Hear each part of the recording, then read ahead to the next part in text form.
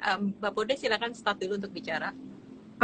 Oke, ya. Selamat malam teman-teman. Kita malam ini maaf ya agak terlambat karena memang ada sedikit kendala teknis terkait dengan IG dan FB. Memang nggak bisa bersamaan, jadi makanya yang IG-nya agak terlambat 30 menit. Tapi kita tadi FB-nya sudah menyelesaikan. Sekarang kita tinggal menunggu Mbak Diana. Terus juga di sini kita juga sudah ada beberapa respon dari teman-teman terkait apa sih sebenarnya yang mereka takutkan di masa depan seperti itu. Mungkin nanti kita akan bahas sedikit-sedikit ya, Mbak Vena ya terkait hal ini.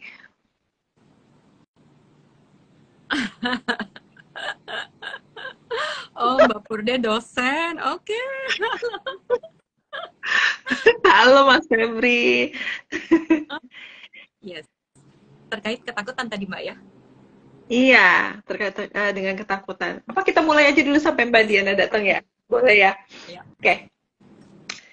Jadi kita malam ini kan akan membahas tentang ketakutan masa depan nih, Mbak Vena ya. Mhm. Kira-kira sebenarnya kalau di dalam konsep akses sendiri, ketakutan itu apa sih sebenarnya gitu? Ya. Apakah Uh, ya?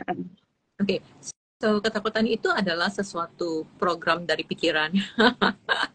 Jadi kita punya kayak produk gitu, kayak kita install something ke dalam handphone. Kan kita punya handphone gitu ya. Terus kemudian handphonenya itu kita program dengan sesuatu, kita install sesuatu gitu sehingga memunculkan rasa takut, rasa takut, rasa takut gitu ya. Nah, program itu kita tanamkan tuh namanya makanya di starter implant. Jadi ada satu program yang namanya takut sehingga kita selalu menciptakan dugaan atau asumsi untuk selalu membuat kita takut dan kita bereaksi terhadap ketakutan gitu. Yes. Iya, kalau contoh dalam dunia nyata, misalnya gini, contohnya deh, Mbak Vena, yang lebih praktikal, yang bisa mudah dimengerti itu kayak gimana sih? Misalnya kayak misalnya kita lagi takut sama ini deh, kita bahas yang ini ya, yang sudah apa namanya yang sudah kirim ke kita nih dari Mbak Sarah Wibi. Aduh, aku takut banget lahiran, Mbak.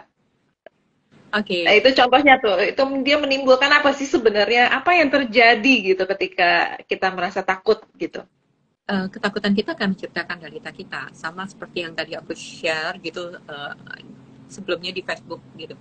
Saya memiliki rasa takut ditinggalkan dan rasa takut ditinggalkan itu ternyata saya uh, ketika digali waktu dalam hipnoterapi saya memiliki rasa takut ditinggalkan itu ketika di dalam kandungan. Jadi pada saat itu ibu saya nggak siap untuk punya anak gitu ya. Jadi saya selalu takut untuk ditinggalkan sama orang dan kemudian Nah, sebentar.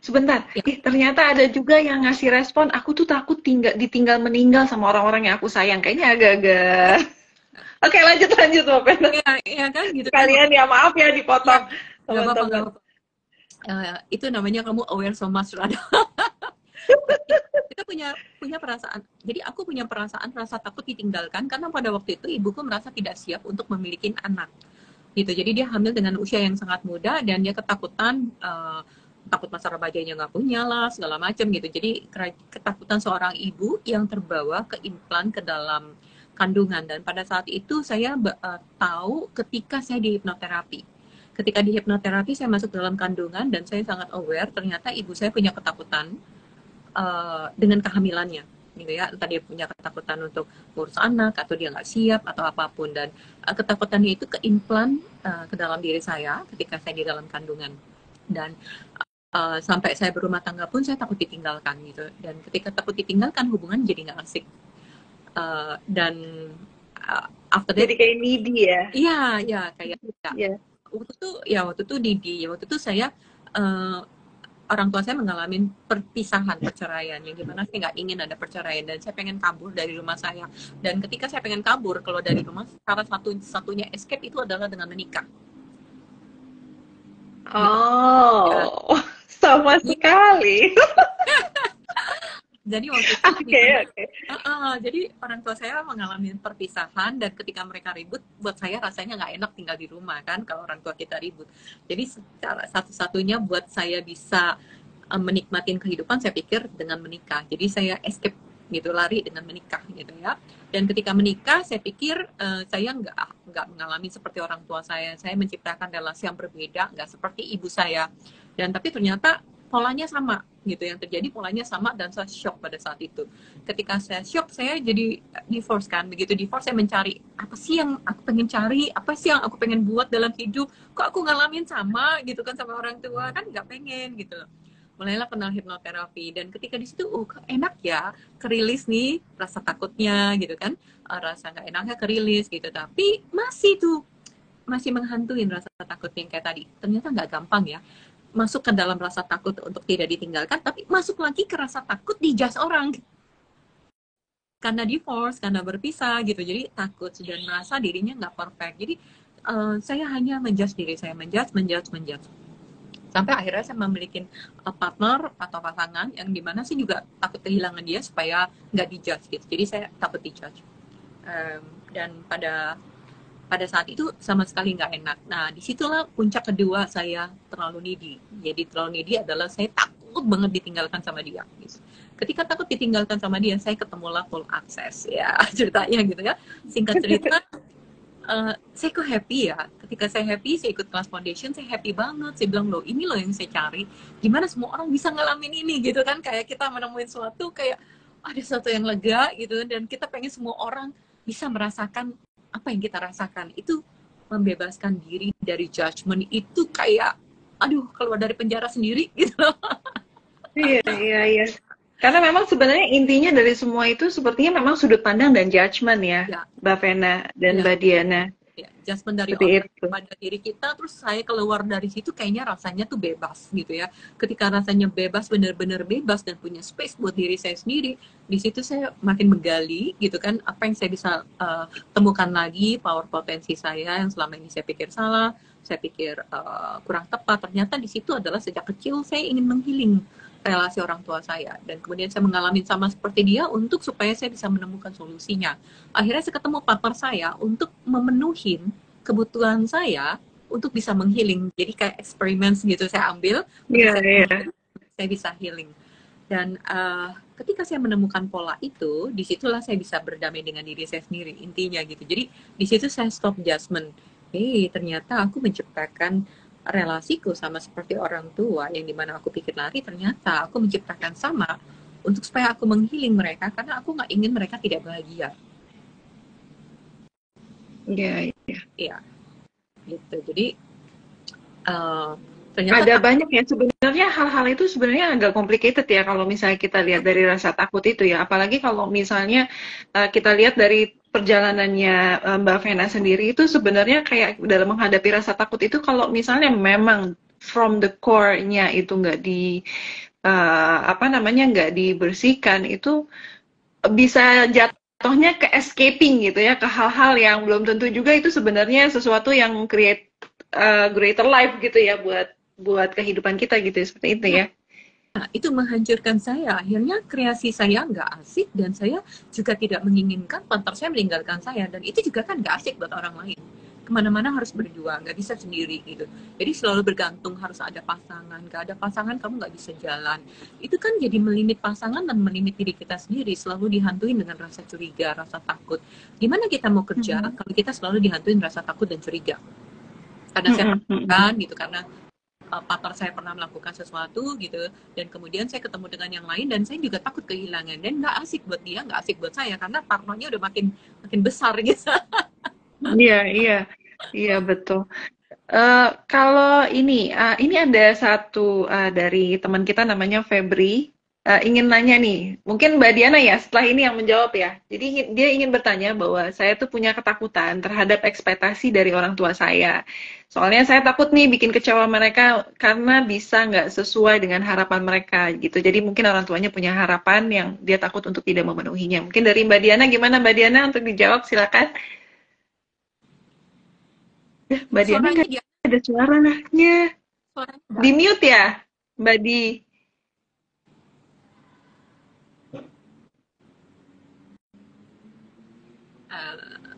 Suaranya di mute kan? Mbak Diana suaranya nggak ada.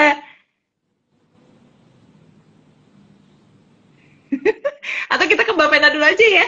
Maaf ya Mbak Diana ya. Suaranya nggak ada Diana. Iya suaranya nggak ada nih. Volumenya. Tadi pertanyaannya apa Mbak? Mbak Pur? Jadi pertanyaannya dari Febri itu dia punya Oh, ketakutan untuk tidak ekspektasi. memenuhi ekspektasi dari orang tuanya. Seperti itu. Kalau saya sih ketika saya bisa menerima diri saya, ketika saya bisa menerima diri saya, em, buat saya pribadi ya, apakah itu akan lebih penting? Apakah ekspektasi orang tua itu lebih penting dibanding kamu sendiri? Oke, Yes. ya ekspektasi orang tua itu adalah saya orang tua, saya punya anak. Itu sebabnya saya juga belajar conscious parents, conscious kids. Biasanya hanya ekspektasinya bukan tentang anak. Orang tua adalah ekspektasinya tentang diri dia. Contoh ya, contoh. Uh, saya ingin anak saya bagus supaya saya dinilai orang tua yang bagus. Jadi sebenarnya itu tentang anak atau tentang orang tua itu sendiri, Tentang orang tua. tentang saya. Apa saya pikirin anak saya mau bahagia atau enggak? Enggak. Yang saya tahu No. kamu harus sesuai dengan harapan saya supaya saya bahagia. Tapi kita nggak mikirin anak gitu ya. Jadi buat saya adalah saya tidak menjudge orang tua ataupun anak, tapi hey, bagaimana jika kamu bisa bahagia dan kamu empowering anak kamu juga gitu ya. Nah, buat tadi yang bertanya bagaimana kamu bahagia dengan diri kamu, ketika kamu bahagia kehidupan kamu naik everything ya. Ketika kehidupan kamu semuanya naik, mau memenuhi atau tidak itu adalah tentang orang tua itu sendiri. Karena ada orang tua yang mau anaknya sukses kayak apapun, dia tidak pernah bahagia. Karena dia tidak bisa menerima diri dia. Ya, ada loh orang tua yang saya counseling dan saya ngeliat kehidupannya. Keuangannya bagus, tapi dia nggak pernah bisa bahagia dengan diri dia. Jadi mau dikasih apapun sama suaminya, mau dikasih apapun dengan anaknya, dia tidak bisa menerima. Gitu. Jadi di sini adalah bukan tentang memenuhi atau tidak ekspektasi orang tua, tapi apa yang kamu mau ciptakan dalam hidup kamu itu yang saya undang. Untuk kamu punya kesadaran untuk membangun kehidupan kamu yang kamu suka selama kamu ada di planet ini yang namanya bumi. Yes, begitu Mas Febri. Jadi yang penting apa yang mau Mas Febri create seperti itu ya, Mbak Yes. Vena ya, Dan apa yang di dalam hidup ini. yes, dan apa yang orang tua itu bisa terima dan kamu bisa kasih sesuai dengan porsinya dia.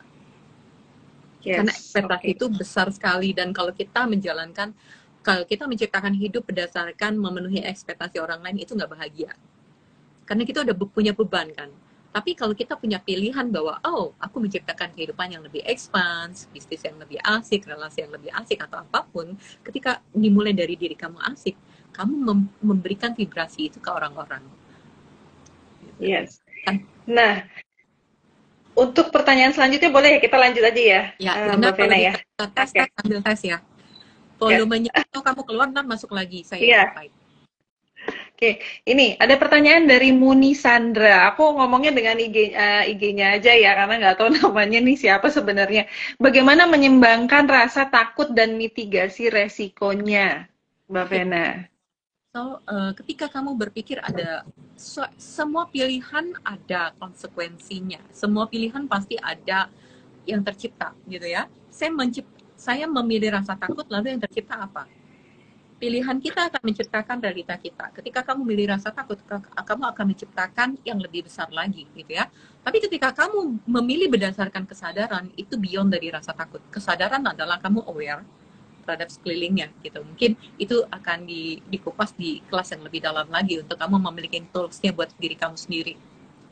Ya, memang kalau saya ingat banget dulu Mbak Vena ketika sebelum saya ikut kelas foundation ya, itu memang banyak rasa takut yang banyak rasa takut yang menumpuk sampai tuh rasanya tuh kayak sudah tak tertahankan lagi buat saya gitu ya. Nah setelah mengikuti akses sendiri, ternyata memang di kelas foundation itu sendiri banyak sekali tools yang uh, membuat saya bisa terbebas dari semua itu dengan lebih cepat gitu ya, Mbak Vena. Itu makanya yang saya tuh sangat amazed banget. Dan itu hari pertama saya menemukan kebahagiaan. Toolsnya lebih praktis, Mbak. Iya. Kayak misalkan saya pakai toolsnya itu ketika lagi coaching, karena saya backgroundnya saya belajar dengan coaching, saya langsung aware terhadap energinya, langsung saya gali plak plak plak plak, dan itu lebih cepat, lebih praktis sekali, lebih cepat gitu loh. Dan it's like very very amazing, karena sampai orang itu bilang, kok Coach Vena bisa tahu, kok Coach Vena tahu, tapi by intuition, untuk membongkar bahwa sebenarnya dia tahu, hanya dia nggak sadar kalau dia tahu, dia yang punya point of view itu, yang menciptakan itu, cuma dia nggak sadar gitu. Jadi di akses adalah tools yang di foundation adalah yang diberikan kepada setiap orang untuk dia bisa pakai ke dalam diri dia sendiri ya, untuk memfasilitasi diri dia sendiri. Oke, kalau untuk fobia sendiri gimana nih? Ada pertanyaan dari Mbak Regina Reiner untuk fobia tuh gimana sih sebenarnya Mbak Vena? Iya, ketika kamu mengatakan, biasanya tadi kalau diakses kan dibilangin kalau 2% itu adalah pikiran, perasaan, emosi punya kamu, 98% kamu seperti psychic spombok gitu ya. Kita kayak punya radar gitu. Ketika kita jalan, ini kita punya radar. Radar kita sangat besar dan kita bisa perceive everything gitu ya. Dan fobia itu punya kamu, atau kamu sangat aware terhadap, tergantung fobianya apa, ketakutan terhadap A atau B atau C gitu ya. Apakah kamu aware terhadap ketakutan banyak orang, dan tentunya akan kita gali lebih banyak lagi, karena bisa jadi itu beberapa orang yang memiliki kemampuan yang lebih, yang kalau diakses ada kelas khusus kayak X-Men kapasitas, dia memiliki yang lebih gitu. Dan aku sendiri memiliki ADHD, ADD, OCD. Jadi aku memiliki kategori yang seperti itu. Aku juga baru tahu ketika diakses, aku baru aware, wow, ternyata aku punya ADD, ADHD, ADD, dan OCD gitu. Dan OCD ku rapi, dan ternyata anakku berantakan, ternyata dia juga OCD. Dan aku tahu semua itu diakses. Ternyata dia OCD tapi dalam bentuk yang berbeda. Nah itu ya di kelas lanjutan kita akan gali lebih dalam lagi kalau kamu memang tertarik ya untuk yang tadi Regina. Iya. Suaranya belum? Mbak Diana gimana? Sudah. Suaraku udah didengar? Oke. Sip. Tadi mau nambahin yang ketakutan kehilangan gitu ya, atau dan ekspektasi dari orang tua gitu. Kebetulan aku tuh anak tunggal, di mana semua ekspektasi orang tuaku, dalam hal ini mamiku, karena papiku meninggal ketika aku usia bayi gitu ya. Itu sangat besar sekali. Dan itu menjadikan beban buat aku gitu ya. Dan ketika itu aku menjadikan beban, akhirnya hidupku jadi berantakan. Aku nggak bisa ngapa-ngapain, aku nggak bisa expand hidupku, jadi stuck. Tapi ketika aku mempelajari akses dan belajar mengenai bagaimana, ya sudahlah, ini aku. Kalau misalnya aku mau happy ya seperti ini gitu loh. Akhirnya ya semua dengan fun, dan aku juga menggunakan ilmu itu untuk berkomunikasi dengan anak-anak aku gitu ya. Nggak gampang menjadi orang tua dewasa ini, apalagi di mana generasinya generasi strawberry gitu ya. Indah di luarnya, tapi waduh di dalamnya tuh hancur-hancuran, karena mereka tuh nggak berani. Sebenarnya mereka nggak berani menyuarakan isi hati mereka karena takut tekanannya terlalu kuat ya. Aku bersyukur banget dengan mengetahui tool akses ini, aku bisa berkomunikasi walaupun masih dalam proses ya, dengan ketiga anakku, seperti itu. Ya, gitu. Ya, tools akses itu melepaskan limitasi, dan sehingga kita memiliki awareness, itu sih sebenarnya awareness gitu ya. Awareness kita dalam berproses untuk menjadi lebih aware gitu. Jadi akses itu melepaskan kamu punya limitasi, bukan memasukkan point of view. Nah, kebanyakan kita biasanya adalah merestructuring sesuatu kejadian, gitu ya. Kita merilis satu emosi dan merestruktur satu kejadian. Tapi kalau diakses, no. Diakses adalah melimitasi, setelah dihilangkan, and then you aware bahwa kamu menggunakan point of view apa menciptakan ini, sehingga nggak ada lagi, dan nggak ada lagi yang perlu diinstall, nggak ada everything. So, akses tidak menginstall kamu apapun, akses hanya memberikan kamu tools, hanya ask the question. So, awareness kamu makin besar, sehingga kamu tahu. Ya, itu yang buat saya, kalau diakses adalah kita tidak menginstall apapun, tidak mereprogramming apapun. Yes. Tidak ada instalasi ya di situ ya, Vena ya. Instalasi dari program, nggak ada memasukkan point of view. Yang menarik adalah tidak memasukkan point of view apapun. Ya, itu yang benar-benar membebaskan. Ya.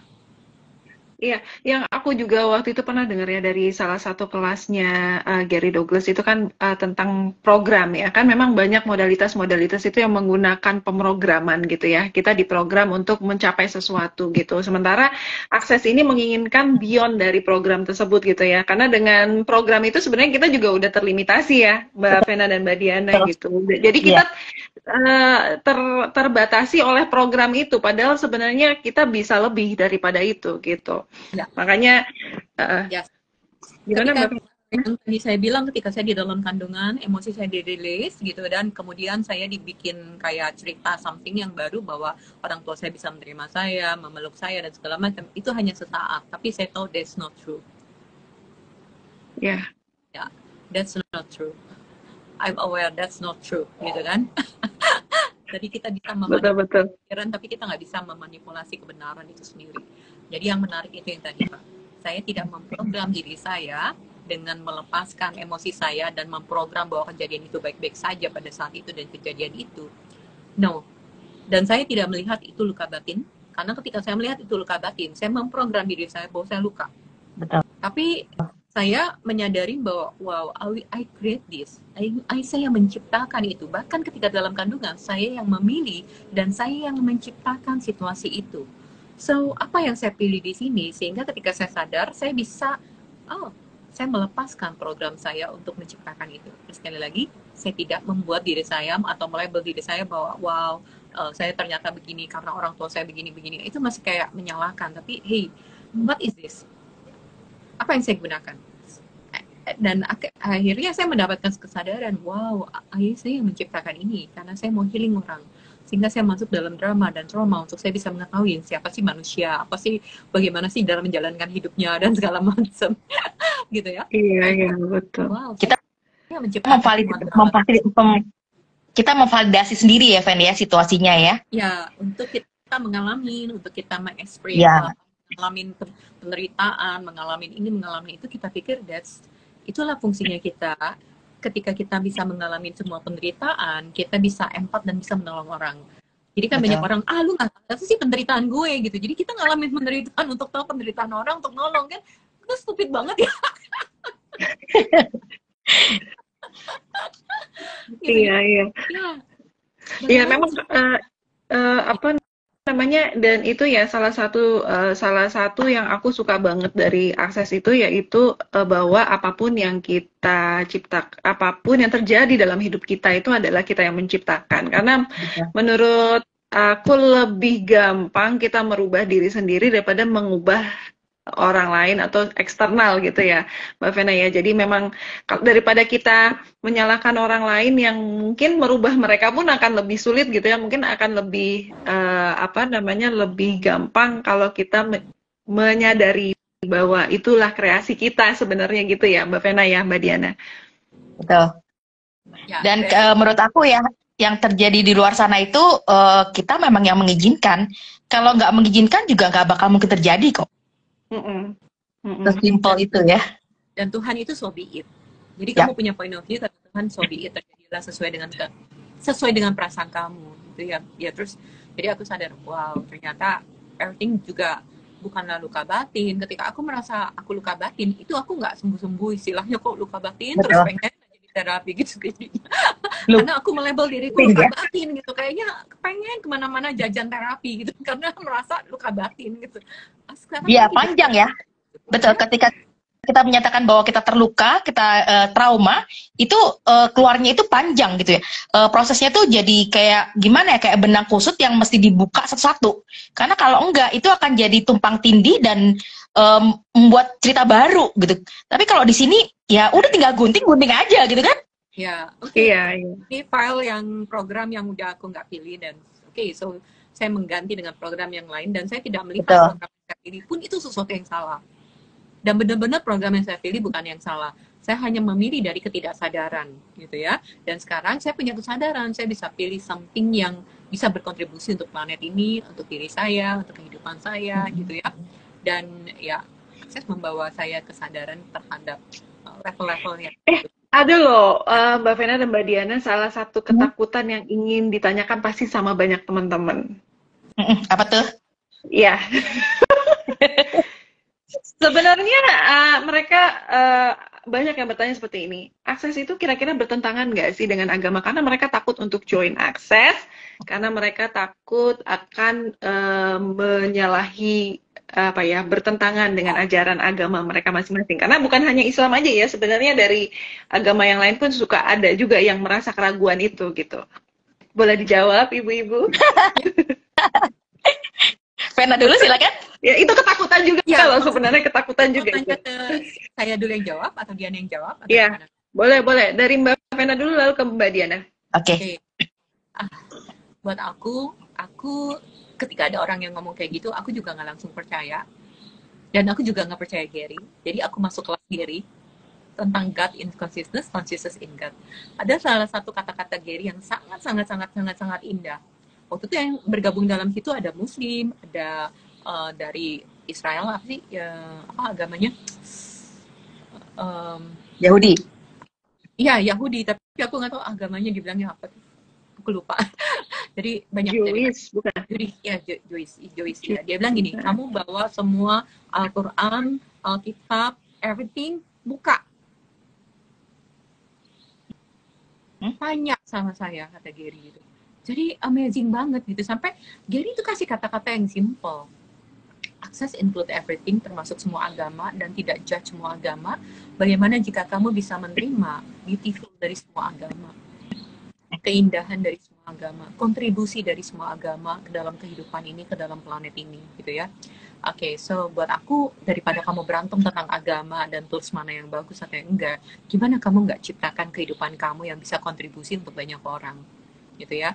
Terus Gary juga ada kata-kata yang indah untuk anak-anak gitu ya, dia kasih. Waktu itu ada satu orang ibu yang nanya, gimana kalau saya ngomong sama anak saya tentang di mana Tuhan, atau bagaimana saya sharing tentang Tuhan. Terus Gary bilang, ketika ada burung berkicau, di situ Tuhan.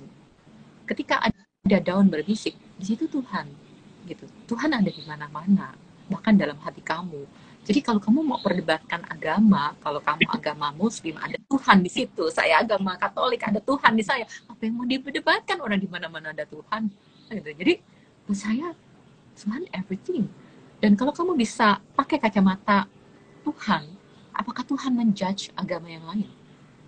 Kacamata siapa yang kita pakai selama ini untuk menjudge? Follow the light. Kata Tuhan, ikutilah jalanku. Jalan yang apa? Jalan yang terang. Tuhan ada judgment nggak ke orang? Tidak. Bahkan ada orang yang mau dirajam aja pakai batu, Tuhan bilang, siapa sih di sini yang nggak dosa gitu loh. Sampai menghakimin gitu kan, jangan menghakimin kan. So, kenapa kita sebagai manusia memakai kacamata manusia untuk menghakimin? Kenapa nggak pakai kacamata Tuhan? Dia tidak menghakimi. Gitu. Jadi, pertanyaan saya, ketika kamu menghakimin baik, buruk, kamu memakai kacamata siapa? Kalau semua memakai kacamata dengan kesadaran, dengan keindahan, saya rasa nggak ada pembunuhan, saya rasa juga nggak ada perang, saya rasa nggak ada kebencian. Jadi selama ini kita memakai kacamata siapa dan cara siapa yang kita pakai. Karena Tuhan mengajarkan kita light. Light itu adalah plong yang tadi, tidak ada judgment. Kita space. Sama seperti Tuhan, light, tidak ada judgment. Ketika kita mulai menjudge diri kita mulai judge orang lain, kita udah nggak sama seperti Tuhan. Jadi kacamata siapa yang kita pakai? Cuma itu aja sih yang aku mau sharing. Oke. Dari Mbak Diana silakan. Kalau aku pemikiranku simple gini ya. Bagi aku kan Tuhan tuh maha ya. Maha pengasih, maha penyayang, maha kuasa gitu ya. Pemikiran aku super simple gini. Kalau memangnya akses ini sesat atau akses ini tidak sejalan dengan agama, Tuhan kan bisa menutup ini semua ya.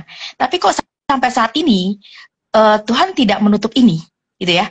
Dan semakin mengenal akses, aku makin menyadari bahwa aku kok semakin dekat sama Tuhan, bukan jauh dari Tuhan gitu loh. Terbukti dengan apa? Kalau dulu aku keluar dari rumah, ya just keluar, 2 aktivitas, masuk rumah lagi, selesai. Aku nggak bisa melihat, pemandangan itu indah. Aku bisa senyum tanpa harus ada alasan untuk tersenyum gitu ya.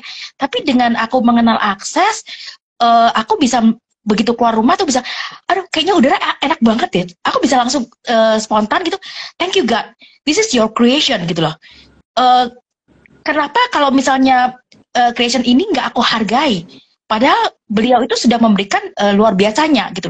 Di sini aku nyadarin bahwa wait, Tuhan itu di mana-mana. Tuhan itu bukan karena satu agama. Tuhan itu universal. Menjadi berbeda karena kan setiap agama itu memiliki pemahaman tersendiri, memiliki budayanya sendiri, sehingga ya jadi seakan-akan berbeda. Jadi simpel aja bagi aku. Selama Tuhan tidak menutup akses, itu it mean that ini masih bisa dijalankan. Tapi Diana, tapi tiba-tiba pop ya. Sebentar ya Mbak Pur, nggak apa-apa ya tiba-tiba pop. Yes.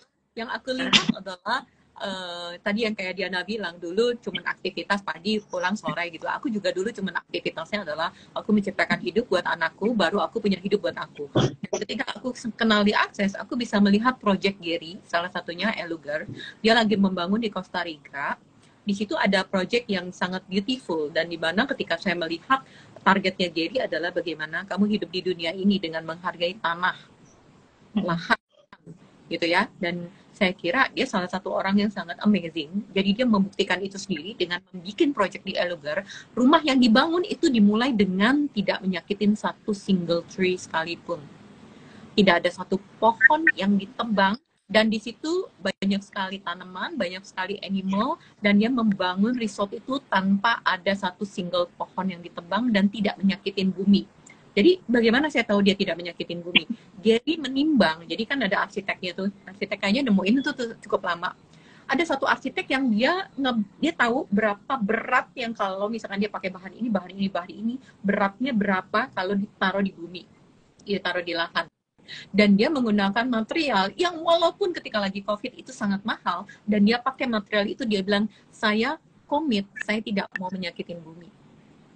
Dan dia memakai bahan yang ringan walaupun itu mahal untuk tidak menyakitin bumi. Dan benar-benar proyek ini dijalankan sama Gary. Jadi buat saya, kok Akses bisa bertentangan dengan agama ya? Itu pertanyaan. Kalau dia sudah membuat proyek untuk tidak menyakitin bumi, dan Oktober kayaknya akan di-launching, proyek satu single pohon pun tidak ditebang, satu single pohon nggak ditebang, binatang di sana ada, pohon-pohonan ada, gitu ya. Terus dia membuat resortnya itu juga selaras dengan alam dan tidak menggunakan bahan-bahan yang menyakitin bumi. Kira-kira itu bertentangan nggak sih dengan agama? Saya cuma mau tanya, di mana logikanya yang mengatakan you so afraid? Dan yang tadi dia bilang, ketika melihat itu saya juga, jadi saya melihat lagi, wah ternyata hidup saya bukan hanya saya juga bisa berkontribusi kok sama tanah, saya bisa berkontribusi sama project di Eluger, saya bisa berkontribusi, saya bikin kelas, saya berkontribusi sama Eluger, sama projectnya Gary, yang dimana projectnya Gary sangat amazing. Kenapa saya nggak jadi bagian dari itu selama saya hidup? Saya cuma berpikir itu. Jadi buat saya, pikiran saya makan lebih luas. Saya juga punya banyak teman di luar negeri, di 178 negara, yang agamanya juga saling menghargain, yang dimana teman-temannya unik-unik, aneh-aneh gitu. Aneh-aneh dalam arti nggak normal. Yang nggak normal itu dalam arti tadi fun, menyenangkan ya. Nggak perlu drama dalam hidup gitu. Iya. Ya memang Kita kalau bilang. ada yang ngomong ya? Enggak. Oke, iya. Itu memang memang banyak ya Mbak Vena dan Mbak Diana yang menanyakan terkait dengan itu semua gitu kan. Terkait dengan rasa takutnya, apakah ini bertentangan sama enggak gitu. Ya memang udah terjawab ya teman-teman semuanya ya. Terkait dengan hal itu. Mbak Purde, gini, kalau menurut aku ya, jangan pernah percaya dengan kami. Karena bagaimanapun, kami sedang bermain di dalamnya gitu ya. Kami sedang explore ya. Yang bisa saya lakukan adalah, yuk teman-teman yang memang mau membuktikan sebenarnya bertentangan dengan agama atau enggak, atau malah mendekatkan diri dengan Tuhan lebih gitu ya. Yuk trial aja, trial and success. Kalau orang bilang trial and error, saya nggak mau ngajakin trial and error. Karena kalau udah error, ngapain di trial? Saya ngajakin, yuk trial and success. Oke. Ya, jadi buat aku sih, yang tadi aku cuma mikirin diriku, hidupku, gitu kan. Kebanyakan orang cuma mikirin dirinya. keluarganya, tapi mikirin yang lain enggak kan? Enggak ya. Nah kalau di sini tuh kita bisa juga ada komunikasi dengan animal gitu, ada talk show animal gitu. Terus kita menghargai yang tadi lahan, bumi gitu. Ya. Dan dia mungkin ada juga di agama dibilang bahwa bukan di agama saya, tapi saya pernah mendengar bahwa kita adalah khalifah buat di planet ini gitu ya. Saya pertanyaan saya untuk kamu yang bicara tentang agama, apa yang udah kamu lakukan untuk planet ini? Yeah, yang merasa that's the point. Yeah, that's the point. yang merasa sudah beragama, yang merasa sudah kemana-mana, apa yang udah kamu lakukan buat planet ini? Just create more, gitu ya. Yeah. Karena agama bukan cuma tentang ibadah ya, sebenarnya kayak gitu ya. Yes. Tapi bagaimana kita, bagaimana kita menciptakan kebaikan bagi semua orang, bagi bumi gitu ya, Mbak Vena dan Mbak Diana. Yes. Dan kita di sini bukan lagi mengajak untuk berkompetisi mana yang lebih baik, tapi hey, coba kita lihat apa yang udah kita lakukan buat planet ini, apa yang kita lakukan sama keluarga kita, apa yang kita udah lakukan sama diri kita sendiri. Ketika kita masih menjudge, kita juga yang dimana tubuh kita itu adalah juga baik Tuhan, yang dimana ketika kita menjudge diri kita, sama aja kita juga nggak dekat sama Tuhan. Betul. Baik Tuhan sendiri kita menjudge gitu ya. Jadi Iya teman-teman. Jadi memang kalau misalnya mau bila kita mau ikut berkontribusi gitu ya, maksudnya ya itu mungkin pilihan masing-masing ya nanti terkait dengan apakah hal ini tergantung lah. Mereka kan persepsi tentang bertentangan dan tidak bertentangan itu kan sebenarnya juga beda-beda ya. Betul. Terkait dengan hal itu. Ya, makanya bila ingin lakukan yang terbaik. Kan akses itu bukan agama, akses itu hanya tools. Kayak kamu pergi kayak kita pergi makan gitu, ada toolsnya itu sendok dan garpu. Yes. Akses hanya tools yang membuat kamu makin bahagia kok dalam hidup. Itu doang sih. Oke. Teman-teman yang ingin, ini teman-teman dari Mbak Vena sendiri kan mau ada kelas ya untuk foundation ya. Bisa disampaikan nggak sih Mbak Vena itu nanti gimana sih di dalam kelas itu gitu? Pertama kali aku ke akses bars, aku nggak terlalu tertarik karena aku cuma tidur dan aku lebih tertarik memfasilitasi. Pada saat itu ya, pertama kali 2017, gue cuma tidur doang kok, kayaknya nggak asik banget sih. Tapi aku tertarik sama kelas, aku tertarik sama kata-kata Winda waktu itu bahwa di akses tuh ada kelas abuse, gitu. Terus aku tanya, untuk ngambil kelas abuse tuh apa? Dia bilang gitu, bars dulu, baru nanti di foundation ada abuse. Terus aku bilang, oh oke, aku bilang gitu ya. Jadi aku bars, dan aku pada saat itu ya Mbak, aku tidak menghargai bars. Terus terang aku tidak menghargai. Nah, aku ngambil foundation, aku suka banget di foundation. Kenapa? Karena kayak coaching kan, gitu ya. Aku suka coaching, aku suka materi, dan aku suka memfasilitasi orang, dan aku seneng banget. Terus aku bilang, gimana semua orang bisa ikut foundation? Aku bilang gitu. Ya, mereka harus melalui bars dulu. Oke, aku belajar lagi tentang bars gitu ya. Nah, ketika aku belajar tentang bars, baru aku tuh, wow, the beautiful-nya bars. Gitu ya. The beautiful-nya bars adalah, aku nggak bisa akan lebih lanjut ketika di sininya terlalu banyak. Gitu ya. Jadi ketika pikirannya terlalu banyak, apa yang aku dapatkan di foundation juga nggak bisa diedit. Because this is too much for me. Jadi di sini adalah program pikiran terlalu banyak sehingga apapun yang dikatakan nggak akan masuk, nggak akan bisa masuk karena aku sudah banyak rejection di kepala. Nah, bars itu untuk melepaskan sehingga begitu ditanya kamu punya kesadaran twing antena kamu makin besar gitu. Jadi ketika tanya, oh iya ya aku yang menciptakan, oh iya aku begini gitu ya. Jadi di foundation itu adalah memfasilitasi seluruh area dalam kehidupan kamu sehingga bukan untuk mencari yang salah sekali lagi.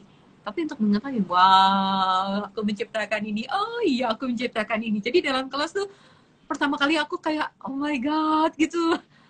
Kan selama ini, kemana aja gue, gitu. Iya, banyak hal-hal yang nggak terduga sebenarnya terjadi di kelas foundation yang kita tadinya mungkin nggak aware gitu ya Mbak Vena ya. Iya. Terus jadi lebih aware lah tentang hal itu. Betul. Jadi itu juga gak cukup sekali Mbak gitu, karena I'm so stubborn gitu, aku sangat keras kepala gitu untuk memegang point of view gitu. Dan tentu aku get it. Tapi penasaran. Jadi aku ngelihat scheduleku, ngelihat ketika di kelas-kelas aku sebelum aku menjadi CF, itu aku ikut 16 kali foundation sebelum aku memutuskan menjadi certified facilitator. Dan ketika aku menjadi certified facilitator, begitu aku baca sesuatu, wow, kayak apa yang disampaikan Gary itu more get it. Bayangin udah 16 kali baru.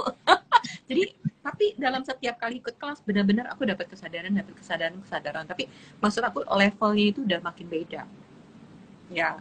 Nah, untuk pertama kali aku ikut aja itu udah wow. Itu pengalaman aku, dan setelah aku makin kesini, aku makin ikut kelas akses yang lebih advance adalah wow. Aku cuma dapatnya wow doang, Mbak. Jadi kalau ditanya dapat apa sih dalam kelas, wow, ya, nggak bisa ditanya. Karena aku dapat wow dan tidur ya, Van? Iya. Aku gini ya, kalau ikut yang aku senengin dari ikut kelas akses ini kan kita punya verbal proses ya. Yang aku senangin dari sini adalah kalau kita belajar di kelas biasa itu, kita kan kayak harus berusaha mengingat, berusaha belajar, berusaha untuk memahami gitu ya. Tapi kalau di kelas akses, itu nggak ada sama sekali gitu ya. Maksudnya kita tuh udah langsung verbal proses berubah gitu ya. Jadi sebenarnya effortless banget gitu untuk berubah di akses sendiri gitu. Makanya kita tuh benar-benar pengen ngundang banget teman-teman gitu ya supaya bisa bisa lebih mudah gitu untuk mencapai apa yang diinginkan gitu sebenarnya. Seperti itu. Jadi itu kapan Mbak Vena untuk kelas foundationnya? Oke, persyaratan foundation itu kamu belajar bars, terus kemudian ikut foundation. Foundation itu 4 hari, tanggal 5, 6, 7, dan silakan 6, 7, 8, 9, Vena. 6, 7, 8, 9. 6, 7, 8, 9. 6 malam ya, 6 malam mulainya ya, Mbak Vena ya? 6 malam. 6 malam, terus 7, 8, 9. 6, 7, 8, 9, 10. Enggak, 6, 7, Enggak. ya. Karena sekarang kan 3 hari 2 jam, Mbak. Sekarang kelas foundation itu 3 hari 2 jam. Oh, oke, iya. Nggak kayak dulu ya berarti ya? Ya, lebih pendek ya? Dia lebih pendek karena dia punya yang setelah Big Five itu dia ketemuin yang lebih cepat lagi. Jadi lebih fasilitasnya lebih cepat dengan Big Five gitu ya. Jadi teman-teman itu tuh lebih apa ya? Yang masuk ke akses sekarang itu lebih beruntung sebenarnya karena kita punya proses yang lebih cepat daripada yang dulu ketika saya join, ketika Mbak Vena join, ketika Mbak Diana join gitu. Silakan Mbak Vena. Yes. Dan everyone itu beruntung karena aku juga lebih beruntung karena lebih cepat, Mbak. Lebih cepat berubahnya. Aku cepat milih kelas dan cepat kehidupannya berubah kan sampai dia tertarik karena jadi pada saat itu aku juga benar. Iya, kalau kita menunda sebenarnya pertanyaan saya adalah banyak sekali dari kita yang menunda. Pada saat itu juga waktu itu aku juga ragu gitu. Uangnya lumayan ya untuk ikut kelas foundation pada saat itu ya buat aku.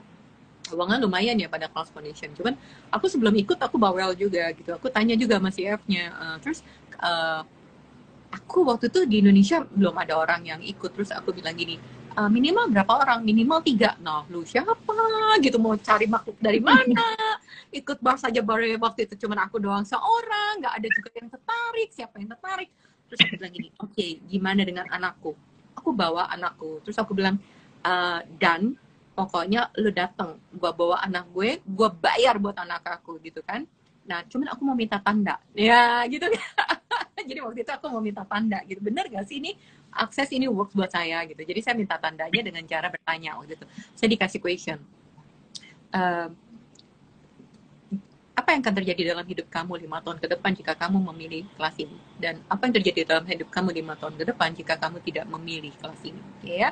Terus kemudian, terus dia kasih lagi satu pertanyaan, apakah akses itu berkontribusi untuk hidup kamu makin expand gitu ya? Dan kalau kamu mau ngajak anak kamu juga bisa minta dia untuk berkontribusi uang untuk ikut kelasnya. Saya pakai toolsnya. Jadi ketika lagi di jalan, waktu itu saya memfasilitasi Remaja Sukses Academy. Di jalan, saya dalam hati saya tanya, dalam hati saya nanya sama anak saya, dalam hati, nak, kamu mau nggak nemenin mama ikut kelas gitu ya? Kalau mau, bersedia nggak kamu untuk kontribut uangnya untuk ikut dalam kelas? Karena pada saat itu 2 orang, Bu, saya dan anak saya harus bayar dia gitu kan, karena demi bayangin, demi mau ikut belajar gitu. Terus sampai saya di satu tempat gitu, saya bikin training di sana, dan saya di situ memfasilitasi orang-orang yang untuk belajar tentang human design gitu ya, untuk dibacain human design. Dan setelah saya presentasi, ternyata yang join pada saat itu adalah senilai sebesar uang kelas itu. pada saat itu terbayar lunas. Jadi kelas itu terbayar lunas, saya dengan anak saya sebesar nilainya gitu ya, sebesar ketika saya memfasilitasi, saya dapat klien dan nilai jumlahnya itu untuk saya dan anak saya ikut kelas foundation. Itu buat saya wow. Jadi mau anak saya duduk ngerti atau enggak, yang penting kamu nemanin mami bayar. I choose, I bayar buat kamu get it atau enggak, saya demand. Saya bertanya sama teman-teman di sini, ada nggak yang segila aku? Ketika milih bayar dengan harga yang nggak murah, tapi saya bayar 2 untuk hidup saya sendiri gitu. Jadi saya sangat peduli sama diri saya sangat peduli sama hidup saya. Dan saya ingin saya maju, dan bukan hanya saya maju, tapi orang-orang sekeliling saya juga maju. Jadi saya berani untuk diri saya sendiri. Gitu. Itu. Jadi kalau Mbak nanya berapa sih investasi yang sudah saya keluarkan untuk dunia perkembangan dari 2010, mungkin itu udah Alphard 1, tapi di BM kali ya. Tapi saya nggak pernah menyesal dengan hal itu, karena saya pikir itu kan cuma duniawi ya. Tapi kebahagiaannya ada di sini itu jauh dibanding dengan nilai uang-uang yang sudah saya investasikan. Jadi buat kamu yang masih sayang, kamu lebih sayang untuk menjudge diri kamu untuk nggak bahagia, atau kamu lebih sayang sama diri kamu? Kalau saya sayang sama diri saya. Saya makin ikut kelas sukses, saya makin bahagia. Dan saya kecanduan bahagia. Iya, saya ingat banget dulu waktu ikut kelas bars pertama kali itu aja, saya ngerasanya itu kayaknya mahal banget. Kelasnya tuh 3,2 ya, dulu kan masih 3,2 ya sih mana ya gitu. Ini kelas apa gitu, dan akhirnya saya sampai sekarang juga saya mungkin nggak nggak seperti Mbak Vena juga, tapi sudah banyak juga uang yang saya keluarkan untuk ikut kelas akses gitu kan ya. Dan sampai sekarang saya nggak pernah menyesal sedikit pun untuk mengeluarkan uang sebanyak itu gitu untuk itu gitu. Dan bahkan saya pernah ditanya sama Ryan waktu itu, sama Ryan T, kalau uang kamu dikembalikan lagi, uang yang kamu invest di akses dikembalikan lagi ke kamu, dan kamu kembali lagi di titik nol, kamu mau nggak? Saya bilang no. Dan saya akan choose keep going, keep creating gitu ya. Dan bahkan saya sudah milih untuk kelas maestro di November, September, Oktober. Dan saya sudah memutuskan untuk ikut kelas maestro, dan saya sudah membeli persyaratan kelasnya untuk ikut. Dan saya bilang saya tidak pernah akan menyesal. Justru saya menyesal kenapa nggak saya dari dulu memilih. Kenapa saya harus memilih?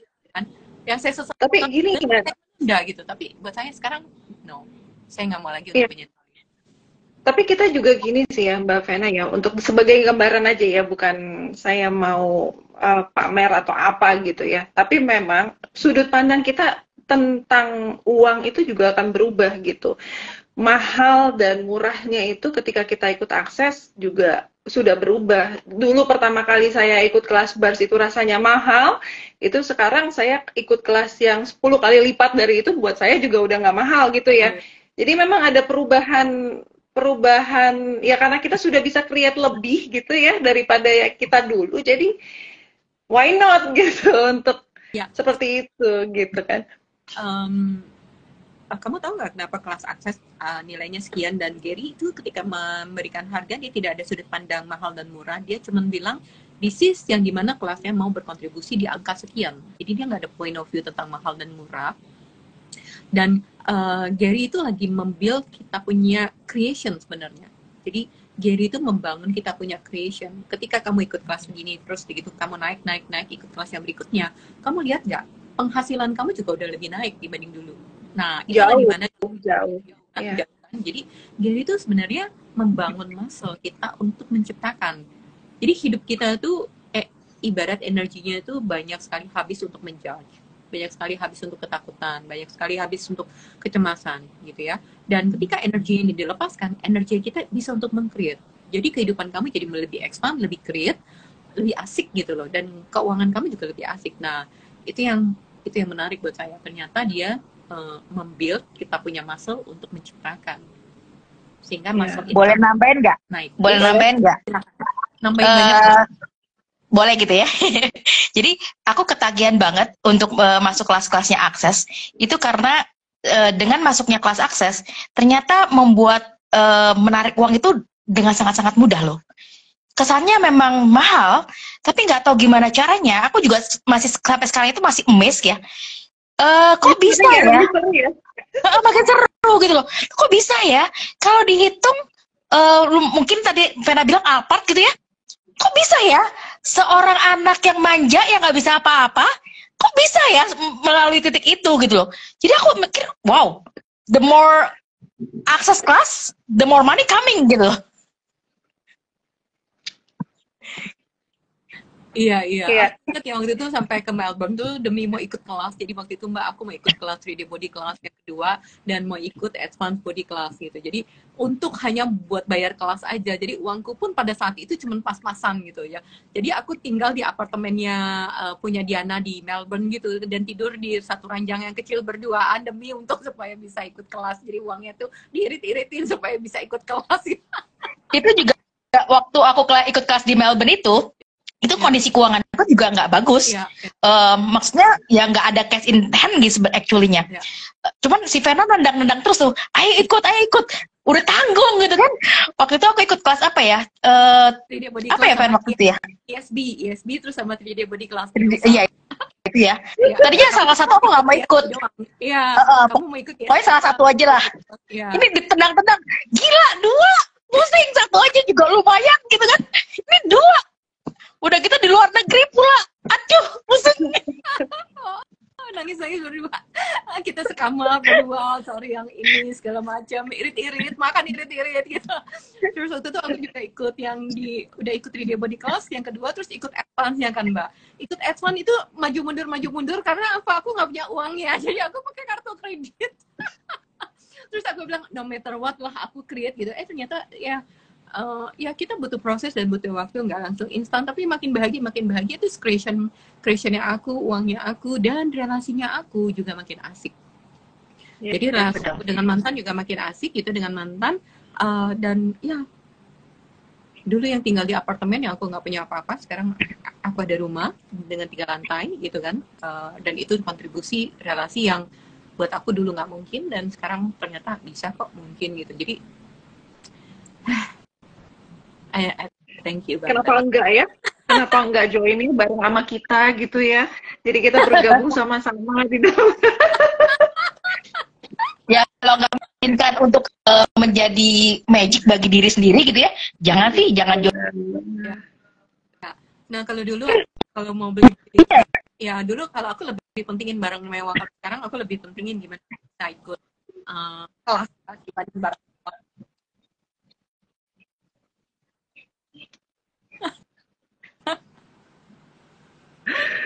Dia mau ikut nangkring Mbak. Nangkring. Hai. Siapa namanya? Kimi. Iya, ya, oke.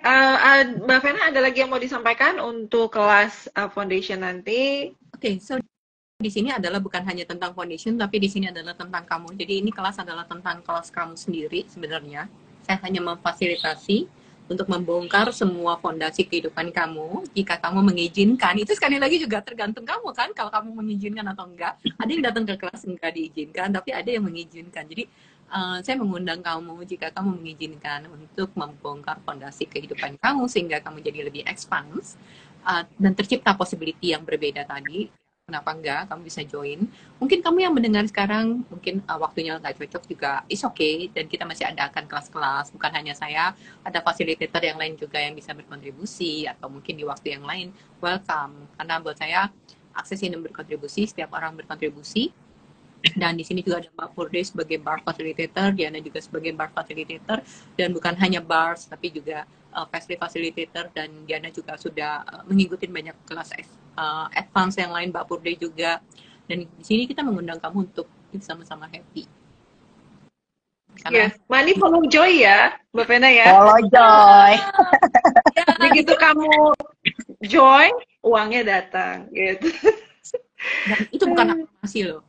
Karena kamu nggak bisa bohongin Tuhan. Sekali lagi, kamu nggak bisa bohongin.